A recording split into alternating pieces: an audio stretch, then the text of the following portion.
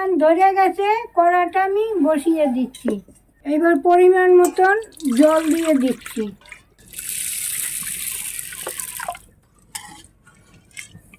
দানাটা দেখুন, ডালের দানাটা ছোট ছোট, এইবার ধুইতে ধুইতে বেশ ফুলে যাবে।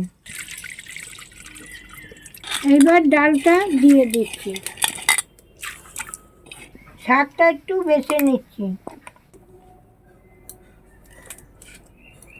এর মধ্যে পাতা নেই।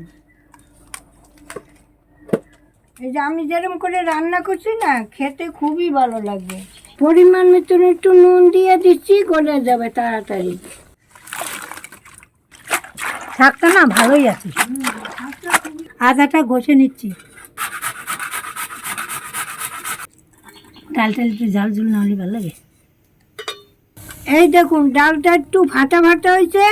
এখন আমি শাকটা দিয়ে দিচ্ছি। এইবার আমি ডাঁটাগুলো ছেড়ে দিচ্ছি। এই লঙ্কাটা দিয়ে দিচ্ছি। এইবার আমি একটু ঢাকা দিয়ে দিচ্ছি। এখন আমি একটু হলুদ দিয়ে দিচ্ছি, অল্প একটু চিনি দিয়ে দিচ্ছি। এবার হয়ে গেছে, আমি নামিয়ে নিচ্ছি। এবার ফোড়ন দেব।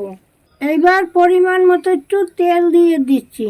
এই দুটো লঙ্কা ফোড়ন দিয়ে দিচ্ছি। এই তেজপাতাটা দিয়ে দিচ্ছি। এই কালো জিরাটা ফোড়ন দিয়ে দিচ্ছি। এই আদাটা ফোড়ন দিয়ে দিচ্ছি।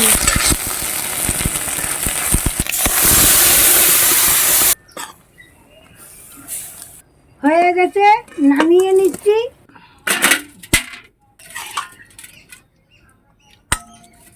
এই রান্নাটা এত ভালো হয়েছে, সে না খেলে আপনারা বুঝতে পারবেন না। আজ তাহলে আসি, কাল দেখা হবে। টাটা।